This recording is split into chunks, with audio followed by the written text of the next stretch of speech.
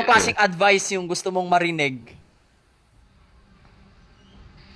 Kahit Kahit sino. sino. Kahit anong, o sige, tungkol to sa sa mga move on. Sige, move on tayo. Gusto mo bigyan kita ng advice kung paano maka-move on? Sige Sige lang. lang. Sige, wait lang. O, sige, ganito. Paano nga ba mag-move on sa greatest love? Ito yung title. O, sige, paano nga ba? Ganito ang gagawin mo. Sa mga tao kasing pag tayo kasi mag-move on, hindi yung puso at isip yung gagamitin. Kung hindi, yung sarili mo, no? Ikaw yung mismo mag-move on, hindi yung kaibigan mo, hindi yung mga anything ba, ikaw yung mismo, sarili. Sarili mo ang mag-move on, hindi yung kamay mo, hindi yung paa mo.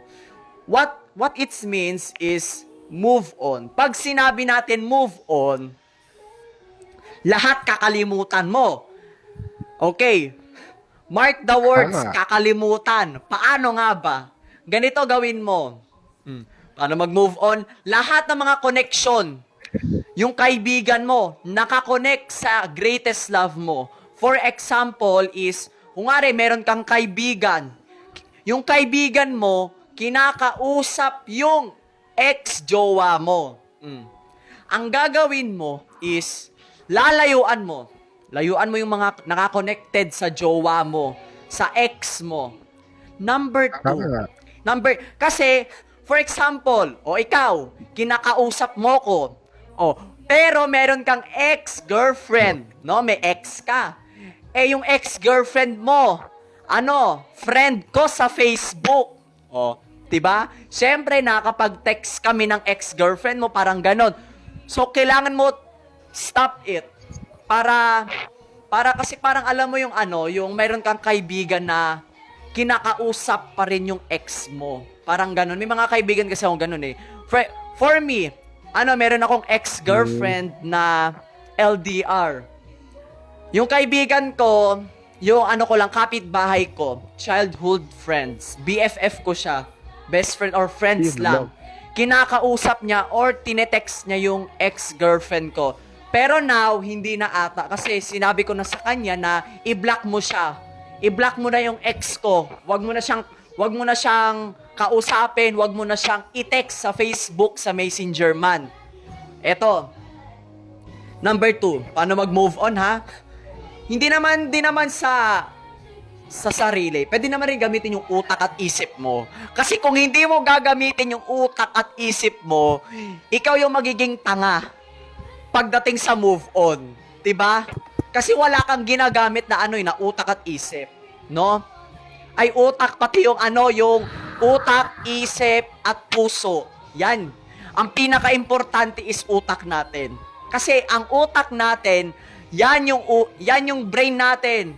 Yan yung nagga-guide sa atin. Siya yung nagga-guide or siya yung guider natin pagdating sa mga problema, no? Pag sinabi natin move on, ano ang gagawin? Number 1, kalimutan mo. Pero ano ba? Paano sasabihin nila sa akin, Doc, paano mag-move on? Paano ko siya kalimutan? Ano ba yung nagpapasaya sa'yo? O sige, for example, you, D-boy, ano yung nagpapasaya sa'yo?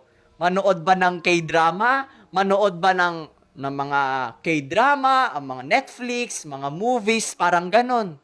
Or ang nagpapasaya sa'yo is kaibigan mo, pamilya mo, or paglalaro ng Roblox, Code M, Fortnite, or anything. Ano ba nagpapasaya sa'yo? Sige. Basketball. Basketball, very good.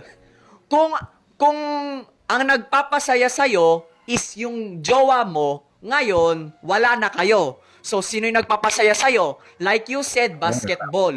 Kung basketball yung nagpapasaya sa'yo, then doon ka muna sa basketball. Huwag ka muna doon sa taong mali. Do not force. Huwag mong i-force yung sarili mo. Huwag kang maghintay. Kasi pag ex relationship or ex relasyon, ex na, wala nang balikan. Diba naghiwalay na kayo? Separated na kayo forever. Maghanap ka na ng iba. Mag-move on ka na. Wag mo na siyang hintayin muli. Wag mo nang hihintayin or wag ka na mag-i-stay sa isang place na doon ka rin mag-i-stay or doon ka mag-wait sa kanya. Kitang-kita mo naman na meron na siyang iba. Pag meron na siyang iba, tanggapin mo kasi kung hindi mo tatanggapin, then ikaw rin yung masasaktan. So, doon ka muna sa basketball. Doon ka muna. Yun yung nagpapasaya sa'yo, diba? Siya yung nagpapasaya sa'yo, yung basketball, diba? So, doon ka muna sa basketball. Kasi kung hindi ka magfo-focus at magfo-focus ka, sa kanya pa rin, alam mo na nga nawala na kayo. So, wala ka ng karapatan para mahalin mo siya kahit walang kayo. Diba? I-block mo siya. Kalimutan mo lahat. Paano kalimutan? Like I said, mag-basketball ka. Kung ano yung nagpapasaya sa'yo, dun ka muna mag-stay. Huwag ka mag-stay sa isang tao na wala na nga. Diba? Wala na. Tapos na. Move on na. Dun ka na sa isang place na nagpapasaya sa'yo. For me, ang nagpapasaya sa akin is jowa ko. Ngayon, wala na. Wala na kami. So, ang ginawa ko, meron pa nagpapasaya sa akin. Kung hindi, mag-Roblox. Roblox. Ginawa ko, nag-focus ako sa Roblox para makalimutan ko yung ex-girlfriend ko. Ngayon, naka-move on na ako. Tanggap ko na lahat. Tanggap ko na. Dahil nga, nag-focus ako sa isang bagay na nagpapasaya sa akin. Diba tama? Tama. Ba? Kasi, for example, ikaw ha, kungari, meron kang ex-girlfriend, may ex ka na ba? Isa. Ha? Isa. May ex ka na ba? Isa. Isa. Isa lang. Very good. Kungari, yung ex mo, sige, yung ex mo ha, wala na kayo, wala na nga talaga. So, paano ka nagiging masaya? Sa basketball. Doon ka muna sa basketball. Huwag mong i-focus yung ex mo. Huwag mong i-focus yan. Wala ka ng karapatan para tignan mo ulit yung ex-girlfriend mo. Wala ka ng karapatan dahil walang kayo. Walang kayo, it means na wala na kayo. Walang kayo, wag ka sa kanya.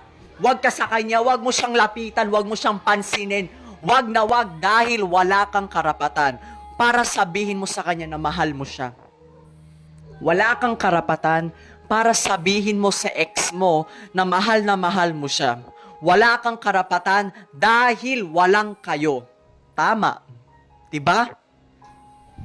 Madami nga sa akin na gano'n, umiiyak Tama. Madaming umiiyak sa akin. Kasi alam mo bakit? Kasi yung mga advice ko, ang sasakit daw. Mas lalo kapag sa therapy, alam mo yung excuse me po. Alam mo yung therapy server? Therapy. Doon madaming Sila broken na hearted. ginawa. Alam mo, pinagagawa nila, sabi nila sa akin, paano mag-move on? Meron pa akong different move on. Kung ano nagpapasaya sa'yo. For example, ikaw, ano ba ang nagpapasaya sa'yo? Mag-basketball. Di doon ka muna sa basketball. Doon ka muna sa basketball. Maglaro ka muna. Huwag mo paglaruin yung sarili mo na doon sa taong mali na nga. May nali mo pa. No? Alam mo na ngang mali, ginawa mo pa. Kaya talaga madaming tao na tanga mag-move on. Kasi pag sila may mga therapy kasing tawag dito, may mga Roblox players sa therapy na sabi nila mag-move on na ako pero gusto ko pa siya. Anong tawag doon? Sabi niya daw mag-move on na ako. Mag-move on na ako, Kali. Pero anong ginawa? Mahal niya pa rin. Mahal niya pa rin. Hindi tawag doon move on. Ang tawag doon is naghihintay ka pa sa kanya. Nag-iintay ka pa. You are waiting na magbalikan kayo. Pero ang tanong, magiging kayo ba? Tanong, magiging kayo? Hindi na po. Dahil, kaya sinabi ko na walang kayo or hindi na magiging kayo. Wala na kayo, hindi na kayo magiging ulit.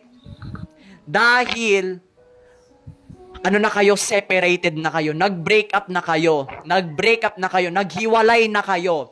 Pag naghiwalay, wag mo nang balikan. Dahil ang tawag doon is red flag. Pero deserve naman ng tao is yung second chance, 'di ba? 'Di ba? Second chance. O sige, pagbigyan mo ulit. Pero pag ginawa niya ulit 'yon, wag mo nang pansinin, wag mo na siya bigyan ng third chance. Dahil pag binigyan mo ng third chance, uulit-ulitin niya pa rin yung ginawa niya sa'yo. Uulitin niya ulit 'yon. Katulad dati na sinaktan ka niya, binalikan mo, pinayagan mo, bumalik ulit sa buhay mo yung isang tao na sumira sa'yo, binigyan mo ng third chance. Binigyan mo ng third chance. Tapos, nangyari, inulit niya na naman ulit. Inulit niya, sinaktan ka ulit. Anong tawag doon? Kaya ang gawin mo is mag-move on, kalimutan mo na siya. Paano mag-move on? Number 1, kung ano yung nagpapasaya sa'yo, mag-basketball ka, sige, mag-basketball ka. Number 2, lahat ng mga connection, for example, yung kaibigan mo, yung friends mo, friends pa sa Facebook yung ex mo, parang parang yung kaibigan mo, nakikipag-text pa sa ex mo. Layuan mo yung mga ganyang bagay na yan. Dapat putulin mo na lahat. Paano? Like I said, kung ano yung nagpapasaya sa'yo, dun ka muna. Yun ang ginawa ko. Madami akong mga advice tungkol sa mga move on. Tignan mo, kung pupunta ka dun sa therapy, siguro, pag sinabi mo yung Cali Dog cute, nako, magagalit talaga sila. Kasi, madaming nasasaktan sa mga advice ko Madaming nasasaktan. Madami. Tignan mo, sabihin mo sa kanila, sino si Cali Dog Kaya cute? pala lumipat ka dito. Ha? Kaya pala lumipat ka dito. Ha? Hindi naman sa galit sila sa akin. Kaya lang lumipat ako dito kasi yung therapy kasi boring na rin kasi. Kaya sa neighbors ako.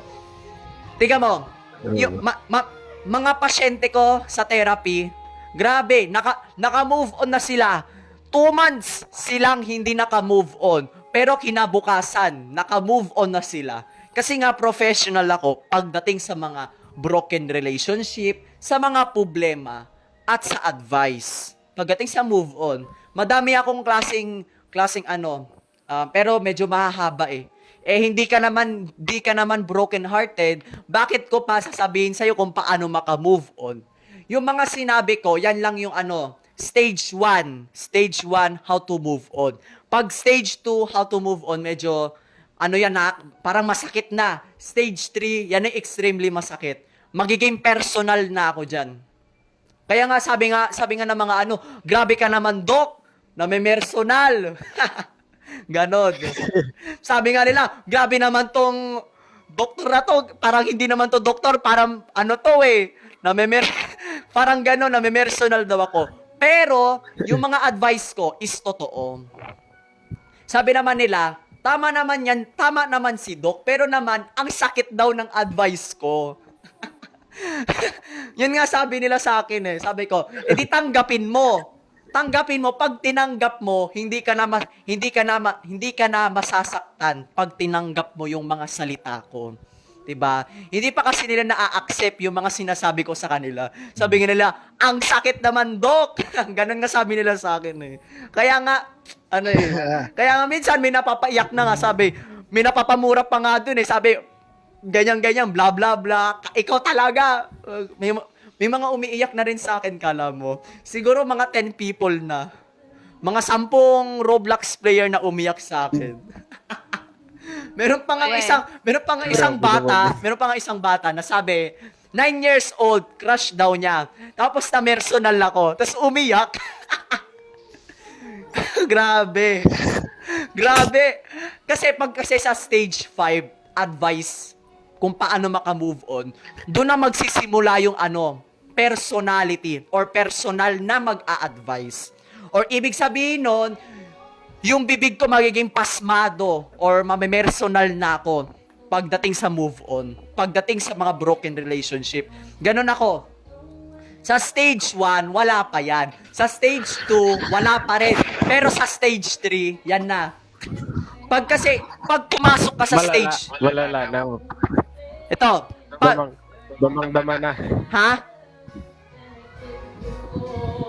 Damang-dama na yung stage 3. Stage 3. Pag kasi sa stage 3, Parang bumabaon na sa puso talaga. oo, parang ganun. Correct. Ganon ako. Correct, tama ka. Tama. Ganon ako mag-advise.